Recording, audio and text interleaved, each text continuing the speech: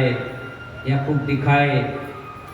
आपने देखा ऐसी ऐसी हालत हो जाती है कि पर्स को उनकी आंखों के सामने, नोटों की गड्डी को उनकी आंखों के सामने फाड़ के फेंक दिया जाता है और उन्हें बता दिया जाता है कि इसकी कीमत क्या है। ये वृंदावन है, यहाँ केवल परमानंद चाहिए, परमानंद। यहाँ ऐसे ऐसे आनंद देखने को मिलते हैं कि बिलक बिलक के लोग रोते कि अरे मेरा उसमें एटीएम कार्ड रखा है, कुछ तो कर दो। आंखों के सामने उसे तोड़ के फेंक दिया जाता है, क्योंकि यहाँ हनुमान जी महाराज की सेना घूम रही है। यहाँ राम नाम की चलेगी, यहाँ केवल भगवत नाम करो, राधा नाम जपो। यहाँ भगवान का नाम के लिए अगर आए हो तो आपको कुछ भी नहीं, कोई नहीं छेड़ेगा, और नहीं तो यहाँ बहुत समस्या खड़ी होती है। तो बड़ी कृपा है इनकी कि भगवत कृपा से ये परम सौभाग्य हमें ब्रजमंडल में मिला है। आइए आज की पंचम दिवस की कथा में हम प्रवेश लें और भगवान नाम संकीर्तन करते हुए भगवान की कृपा के पूर्ण पात्र बने और राधे राधे नाम जपते हुए हमारे जीवन को धन्य बनाए। वक्रतुंड महाकाय सूर्यकोटि समप्रभा निर्विघ्नं कुरु मे देव सर्वकार्येषु सर्वदा। गुरुर्ब्रह्मा गुरुर्विष्णु गुरुर्देवो महेश्वरा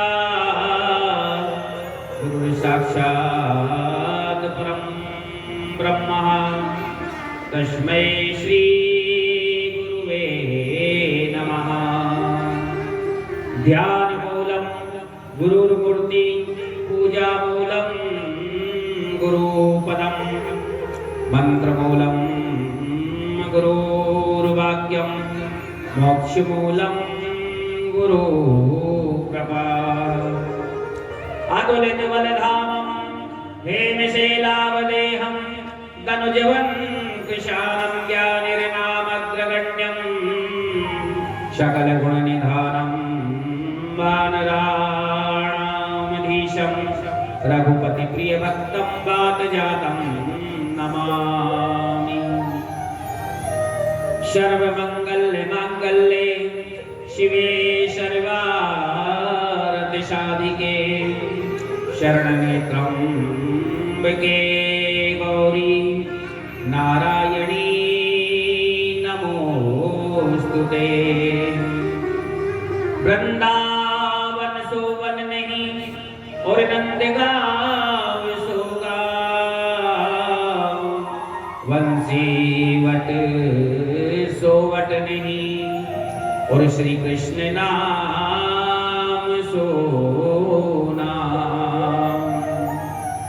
राधा मेरी मात है, पिता मेरे घनश्याम, उनके श्री चरणों में मेरा बारंबार प्रणाम। उनके श्री चरणों में मेरा बारंबार प्रणाम। सच्चिदानंद रूपाय विश्वोत्पत्त्यादि हेतवे तापत्राय विनाशाय नमो नमः।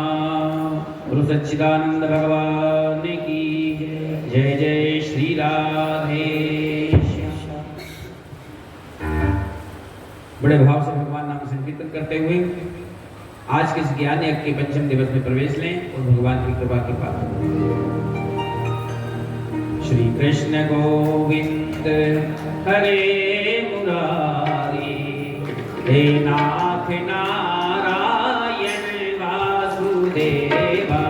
श्री कृष्ण गोविंद हरे मुरारी, हे नाथ नारायण वासुदेवा। श्री कृष्ण गोविंद हरे मुरारी, हे नाथ नारायण वासुदेवा। श्री कृष्ण गोविंद हरे मुरारी, हे नाथ नारायण वासुदेवा। श्री कृष्ण गोविंद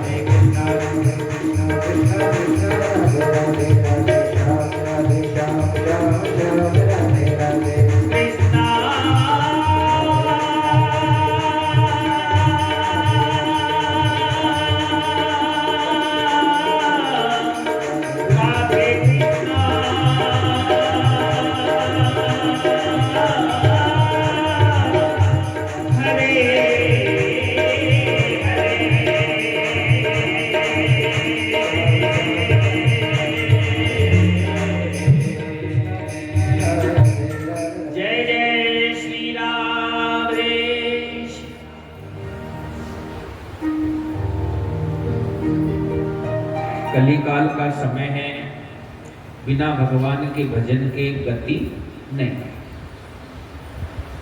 कितना भी प्रयत्न कर ले, हम कुछ भी कर लें, लेकिन बिना नाम के भवसागर से पार उतरना बहुत टेढ़ी बात है। और भवसागर से पार उतरने के लिए नौका की जरूरत पड़ती है, और नौका जरूरी है किस नाम की? चाहे राम नाम की हो या कृष्ण नाम की हो, कोई सा भी नाम पकड़ना पड़ेगा। और ये दो नाम ऐसे हैं कि ये नाम अगर हमने हमारे जीवन में पकड़ लिए तो सरलता से उतर जाएंगे। देखो, आप एक बड़े सरलता से समझना, राम नाम की गाड़ी और कृष्ण नाम की गाड़ी में बैठ करके आप कहीं भी जा सकते हो, भवसागर से पार भी उतर सकते हो। भगवान के अवतार तो बहुत सारे हुए हैं, लेकिन ये दो नाम ऐसे हैं, सरलता से समझना, कि जैसे मान लो कि एक सुपर फास्ट गाड़ी है, एक्सप्रेस है, उस गाड़ी में हर व्यक्ति नहीं बैठ सकता। कोई भी छोटा व्यक्ति जिसके पास उतनी व्यवस्था नहीं है, रिजर्वेशन की व्यवस्था नहीं, उसमें एक सिस्टम होता है, नियम होता है कि साहब इसमें टिकट पहले रिजर्वेशन होगा, उसके बाद इस गाड़ी में आप बैठोगे। और एक पैसेंजर गाड़ी जो होती है, लोकल गाड़ी, इसमें कोई भी बैठ सकता है, गरीब है, अमीर है, छोटा है, मोटा है, जैसा है सब बैठ सकते हैं इसमें। और ये गाड़ी हर स्टेशन पे रुकती भी है, और सुपरफास्ट गाड़ी हर स्टेशन पे नहीं रुकती, वो तो उसकी स्पेशल कोई स्टेशन है वहीं रुकेगी, जहां मुकाम उसका वहीं रुकेगी। और उसमें जिसके लिए जिसने टिकट उपलब्ध करा रखी है, बस वही उस गाड़ी में बैठेगा, बाकी हर कोई उसमें नहीं बैठता, क्योंकि उसमें कोई भी पकड़ लेगा। ऐसे ही भगवान के अवतार में भी, जैसे नरसिंह अवतार की कथा आपने सुनी थी, परसों हमने आपको श्रवण कराई थी, तो नरसिंह अवतार यानी सुपरफास्ट गाड़ी थी। वो गाड़ी किसके लिए आई थी? केवल एकमात्र भगत प्रहलाद का मान बढ़ाने और हिरण्याकश्यप को लेने। एक सवाल है, सुपरफास्ट गाड़ी। और राम नाम की गाड़ी और कृष्ण नाम की गाड़ी, ये ऐसी गाड़ी है इसमें कोई भी बैठ जाए और अपने मुकाम पे बराबर पहुंचा देती है।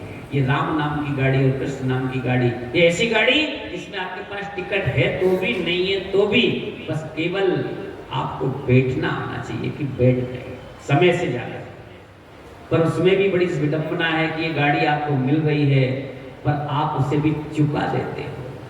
क्या करें, चूक गए, और जब चूक गए तो कहीं कहीं रह गए काम से। इसलिए ध्यान रखना, जैसे गाड़ी चूक जाती है, लगन चूक जाती है, ऐसे ही अगर मान लो समय रहते अगर आपने इस जीवन को गवा दिया तो बताइए फिर ये जीवन किस काम का रहेगा। भगवान ने किस लिए दिया ये जीवन? बड़े अनमोल है ये जीवन।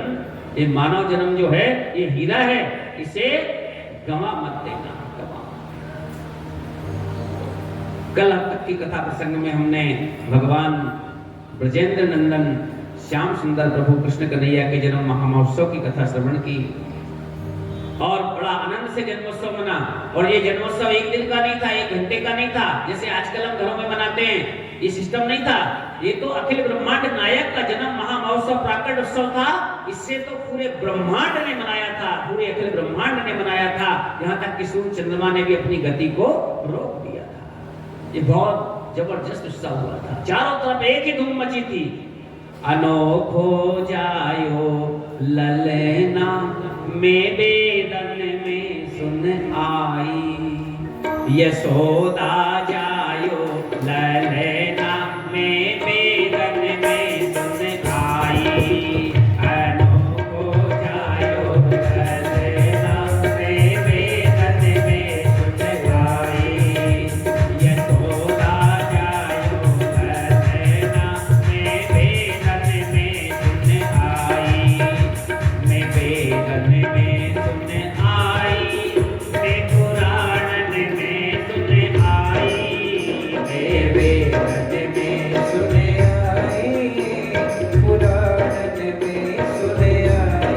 हरिया सोदा जायो ललना में बेदन में सुन आई, यशोदा जायो ललना में बेदन में सुन आई। अनोखो जायो ललना में बेदन में सुन आई, अनोखो जायो ललना में बेदन में सुन आई। चारों तरफ धूम मची थी, चारों तरफ जय जयकार हो गई थी, हर तरफ भगवान के जन्म महामहोत्सव की गूंज थी, चारों तरफ भगवान के जन्म महामहोत्सव की गूंज थी। अब ये थाप जो थी, ये आवाज जो थी, यमुना के उस पार भी जा रही थी, कहां? मथुरा तक। अब मथुरा में जब ये आवाज जा रही थी, कंस को पता लगा, कंस तो घबरा रहा था कि मेरे साथ कहीं न कहीं धोखा हुआ है। जानकारी ली आवाज कहां से आ रही है, दूतों को भेजा, बोले ये आवाज तो गोकुल से आ रही है। बोले क्या हुआ है? बोले नंद घर आनंद भयो। समझ गए, शंका उसके मन में आई और उसी क्षण देखो दुष्ट था, दुराचारी था, पापाचारी था, उसने उसी समय सोचा क्या किया जाए। बोले नंदगर कल ही कैसे हुआ है लाल, कैसे हुआ है? जानकारी ली, दूतों को भेजा और उसी समय पूतना नाम की एक राक्षसी को बुलाया और कहा जाओ जाकर के कल की तारीख में जन्मे सब बालकों को जाकर के मार देना, और विशेष करके जो नंद के घर जो हुआ है उसका तो जरूर व्यवस्था करके आ। अब पूतना जो थी वो बड़ी राक्षसी थी, मायावी थी, और मायावी थी। इसने क्या किया, जैसे ही कंस ने बुलाया, आदेश दिया, इसने कहा ठीक है, आप इतनी सी बात इसके लिए आपने मुझे बुलाया, क्योंकि इसके मन में अहंकार था। जो राक्षस होते हैं, जो दैत्य बुद्धि होती है, उनके मन में ये होता है कि ये छोटा है, इसको इतने से शिशु को मारना मेरे लिए कितनी कोई बड़ी बात है क्या? लेकिन उसे क्या पता था कि भले ही ये छोटा दिखे, लेकिन ये अखिल ब्रह्मांड के नायक है, ये वो थोड़ी जानती थी। लेकिन उसको भी पूर्व जन्म में भगवान ने वरदान दिया है। आपने कथा श्रवण की थी, अपने आपको कथा श्रवण कराई थी कल वामन अवतार, आपने कथा श्रवण की थी। वामन अवतार में भगवान राजा बलि के यहाँ जब गए थे यज्ञ मंडप में, तो राजा बलि की पुत्री, उसकी पुत्री रत्नमाला, इसने भगवान को जब बाल वामन रूप में देखा, और वामन रूप में देख करके एकदम इसके मन में एक ममतत्व जागा। इसने सोचा कि मैं पुत्रोचित, इसने सोचा कि मेरा पुत्र ऐसा हो जिससे मैं स्तनपान कराऊं। भगवान भाव के भूखे हैं, जाती रही भावना जैसी, प्रभु मूरत देखी दिन जैसी। तुलसी बाबा ने साफ कहा है, इनके भाव बना था, ममतत्व जागा था, और भगवान ने उसी समय से मन ही मन वरदान दिया था कि तेरी इच्छा निश्चित पूर्ण होगी। अब इस जन्म में देखो राक्षसी है, लेकिन इसका जो भाव था भगवान पूर्ण करने के लिए, इसे ये पूतना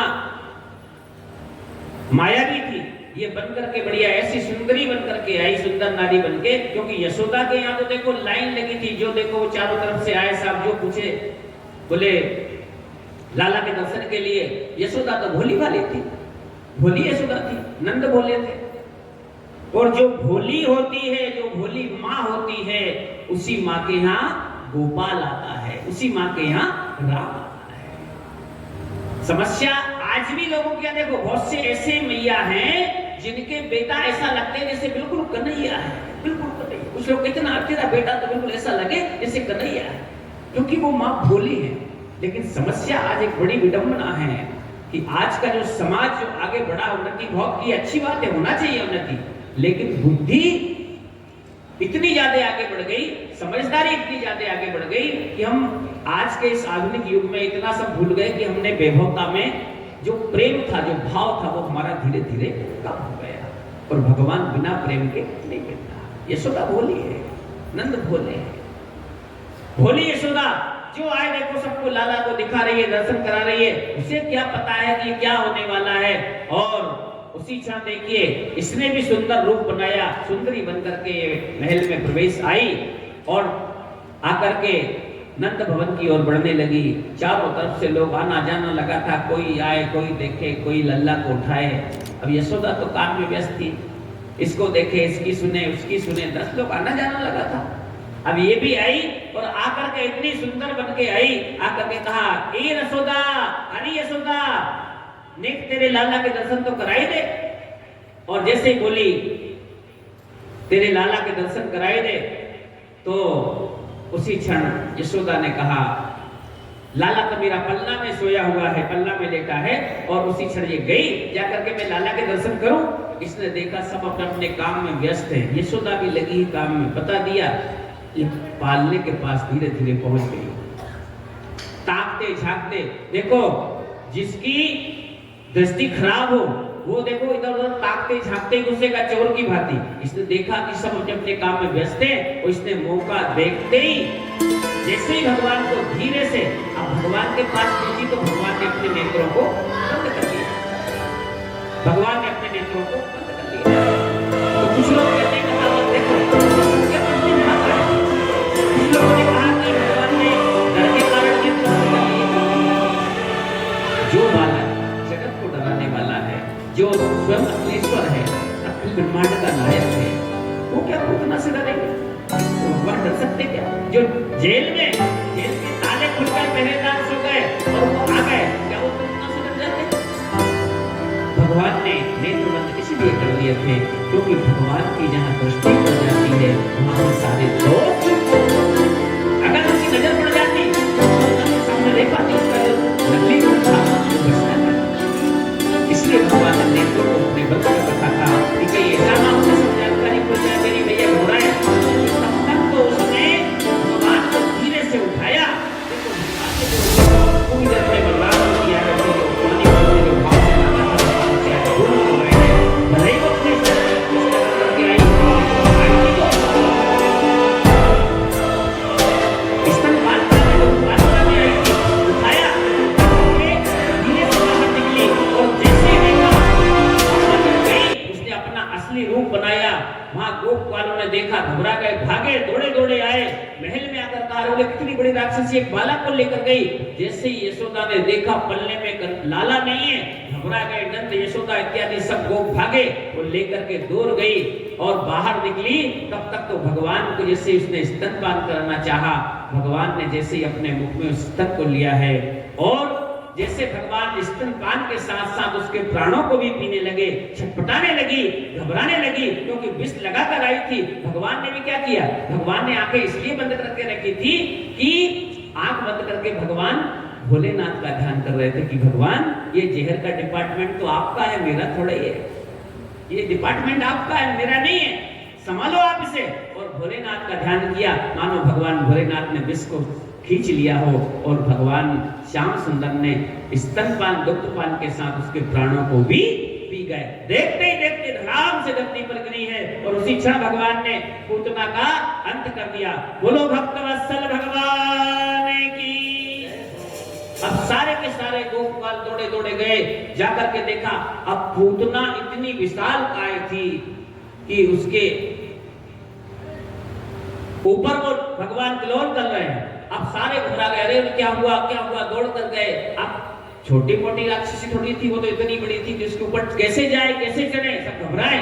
सब एकत्रित हुए, जाकर के देखा कि हमारा लाला सुरक्षित है, बड़ी व्यवस्था जमाई, तब जाकर के उसके ऊपर चढ़े, उसे पकड़ा और भगवान को उठाकर लेकर आए, नीचे लाए। यशोदा ने अपने कलेजे से लगा लिया, क्योंकि यशोदा ने बड़े मुश्किल से पाया है, बड़े जतन किए, तब कहीं जाकर के लाला मिला है।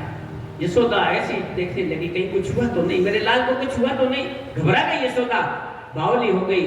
नंद यशोदा दोनों हृदय से लगाया। अब देखो पूतना का भगवान ने उद्धार किया, इधर लाला को लेकर के मैया घर आई, लेकिन अपने महल में नहीं ले गई। मैया ने क्या किया, मैया ने तत्काल की कहीं ना कहीं ऐसा ना हो मेरे लाला को कुछ हो गया हो, मेरे लाला को कुछ, ये कैसे घटना हुई। बालपन में देखो पहली बार इसको ऐसी इतनी बड़ी राक्षसी आई, इसने उठाकर ले गई और मैया ने सीधे गौशाला ले गई।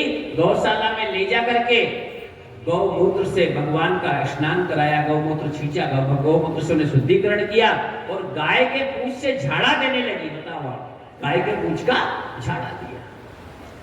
अब आज हम उस गौ माता से इतने छिड़क गए हैं कि गौ माता को देख करके हम घबराने लगे हैं, वो गाय भटक रही है। अंदाजा लगाओ, आप सोचो ये कथा झूठी थोड़ी है, ये खाली सुनाने की चीज है। स्पष्ट श्रीमद् भागवत में लिखा है कि कलिकाल में श्रीमद् भागवत ही भगवान का रूप है। भागवत को अगर आप मानते हो कि भागवत ही भगवान है, आरती भी आप हम गाते हैं, श्री भागवत भगवान की है आरती, पापियों को पाप से है तारती। ये साक्षात नारायण है, ये सब देख रहे हैं, कलिकाल भले ही है, लेकिन आज गौ माता की दुर्दशा हो रही है। पूरे देश के अंदर सब कुछ अच्छा है, लेकिन तीर्थों में जरूर, वृंदावन जैसे धाम में तो गौ माता परमानंद में है, ऐसे राजस्थान में भी गौ माता परमानंद में है बहुत सी जगह, लेकिन बहुत सी जगह कुछ ऐसी हैं जहाँ गौ माता पर बिल्कुल ध्यान नहीं दिया जा रहा। वो गौ माता जिसके दर्शन मात्र से, अकेले एकमात्र गौ माता के दर्शन से आपको सारे दर्शनों का पुण्य फल मिलता है, आज उस गौ माता की दुर्दशा हो गई। यार यशोदा पागल थोड़ी है, यशोदा ने गाय के पूंछ से झाड़ा दिया, उस पूंछ का झाड़ा। और आपसे भी निवेदन है कि अगर आपके जीवन में कोई समस्या आए, आपके जीवन में कोई तकलीफ आए, आपके जीवन में कोई बीमारी आए, कोई बड़ी बीमारी, बात एक अलग है, डॉक्टर को दिखाना चाहिए, अच्छी बात है, लेकिन कभी कभी अपने बच्चा को, मान लो छोटा बालक है, बच्चा है, रो रहा है, आप बहुत बड़े अधिकारी हैं, बहुत बड़ी पद पे हैं, बहुत बड़ी व्यवस्था है, लेकिन एक आध बार कभी सच्चे मन से, श्रद्धा से गाय की पूंछ का झाड़ा दे के देखना, वो गौ माता आपको सारी व्यवस्था से आनंद कर देगी, परमानंद कर देगी। और अभी हम आपको बताएं कि हम ये कथा का एक माध्यम जो बनाया उसका सत्य हम आपको आज बहुत बड़ी बात बता रहे हैं। यह कथा वृंदावन में कथा करने क्यों आए, इसके पीछे बहुत बड़ा एक राज है, बहुत बड़ा राज है। एक गरीब व्यक्ति, हमारे भीलड़देव में रहने वाला, हमारे चौरा गांव का रहने वाला, भीलड़देव में जिसकी छोटी सी दुकान है, वो स्वयं ग्वाल है, ग्वाल, और बिल्कुल गरीब ग्वाल, जिसके पास कुछ नहीं है, तन पे कपड़े पहने वही फटे हैं। वो लगभग 35 साल पहले से मुझे बहुत, उसका मेरा बड़ा प्रेम है, मैंने उसका नाम आज 35 साल पहले उसका नाम है सुंदरलाल, ग्वाल जाति का है। मैं उससे शुरू से ही, जब से मैं जानता हूं, मिला हूं, तब से उसको मैं मुरली वाला बोलता हूं। उसके पास एक फोटो है राधा कृष्ण की, 35 साल पुरानी फोटो, जिस फोटो को लेकर के वो गाय बैलों को चराता था, और उसी फोटो को उसने सहेज के रखा, जिसके पास तन पे कपड़ा नहीं, खाने को नहीं, घर मकान नहीं, झोपड़ी है, लेकिन गाय चराते चराते उसकी इच्छा हुई आज से 15 साल पहले कि मैं राधा कृष्ण का एक मंदिर बनाऊंगा। गुरुजी मुझे बताओ, पूजा करो, भूमि पूजा कराओ। छोटी थोड़ी सी जगह है उसके पास, रेलवे गेट के पास, वहां भूमि पूजा कराई। मैंने कहा तो कैसे बनाएगा? बोले मैं मजदूरी करके जैसा भगवान कराएंगे 10 साल में बने। उसने धीरे धीरे करके 5-7 साल में 10 साल में मंदिर बनाया। उसके बाद मंदिर बन गया। अब उसकी इच्छा हुई कि मैं भगवान को लेकर आऊं। तो हमने कहा ठीक है, एक काम करो, होशंगाबाद जाके मूर्ति ले आएंगे। नहीं नहीं बोले, जयपुर से लाऊंगा मूर्ति। सोचो उसकी जिद। हमने कहा इतनी व्यवस्था कहां से होगी भैया, जयपुर में मूर्ति के लिए पैसा लगेगा। गुरुजी जयपुर से ही लाएंगे। तब मूर्ति लेने के लिए हमारे यजमान जी, ये भी बड़े ऐसे काम में बहुत आगे हैं, बहुत आगे हैं। इनसे भी अच्छा प्रेम उनका। इनने कहा अरे सुंदर, ऐसा कर अपन जयपुर चलेंगे। जयपुर मूर्ति लेने गए। उसके पास मात्र, उसके पास भी नहीं था, उसे किसी ने कह दिया था कि मैं तुझे 25,000 रुपए दे दूंगा, तो मूर्ति ले आ। अब हम 5-7 लोग गए मूर्ति लेने। जयपुर पहुंचे। जयपुर में मूर्ति के आत्मा तो भंडार है, मूर्तियां, हजारों मूर्ति दुकानें, जगह जगह मूर्ति का काम होता है। वहां पहुंचे, जाकर के जैसी मूर्ति का पूछा कि हमें छोटी मूर्ति 3 फीट की चाहिए, 2.5 फीट 3 फीट की। तो मूर्ति का सीधा जो उन्होंने भेंट राशि बताई, 1 लाख रुपए से शुरुआत। वो 25,000 रुपए किसी दूसरे ने दिए थे, उसको लेकर के गया। और वहां भी गया जयपुर कैसा, एक फटी कुर्ती, फटी लुंगी, उसका जीवन ही पूरा ऐसे ही है। और जिस मंदिर बनाया उस मंदिर के सामने आज उसकी गाय बनी हुई है। उस गौ माता के भरोसे गया था, लेकिन धन्य है वो गौ माता। उसने, हम 10 जगह पूछने गए, लेकिन 70,000, 1 लाख, 1.25 लाख से नीचे कोई मूर्ति नहीं थी। हमने सोचा कैसे होगा। हम 8-9 लोग थे। हम पहुंचे, दुकान पर गए, जाकर कहा भैया हम लोग, आप सोच रहे हैं हम मूर्ति लेने आए, हम नहीं आए। हम तो ये जो खड़ा है ना, इस व्यक्ति को देखो, इस व्यक्ति के पीछे आए हैं, हमारा मालिक ये है। हमने जब स्पष्ट कहा कि आपको अगर मूर्ति लेना है तो ये मूर्ति लेने आया है, हम साथ में आए हैं। तब एक ब्राह्मण देवता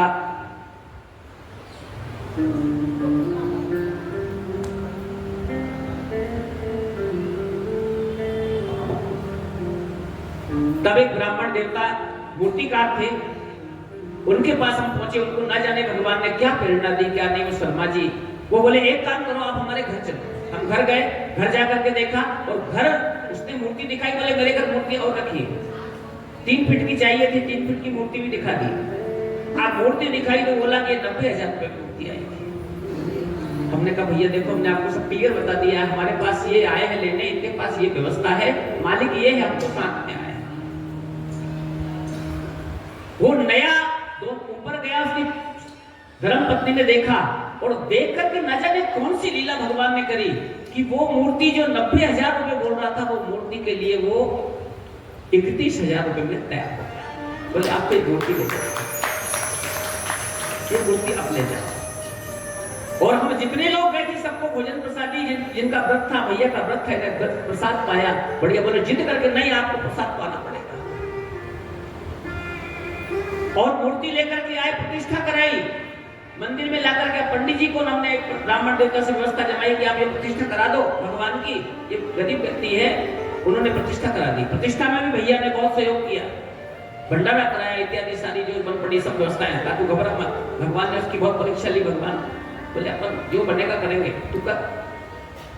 प्रतिष्ठा हुई रामनवमी के दिन, और प्रतिष्ठा करने के 1 वर्ष इसी पहला वर्ष था। रामनवमी आने के पहले वो जिद पड़ गया कि मैं भागवत कथा कराऊंगा। तो हमने कहा ठीक है, हम कथा करेंगे। बोले गुरुजी आप कथा करोगे? हम कहा करेंगे।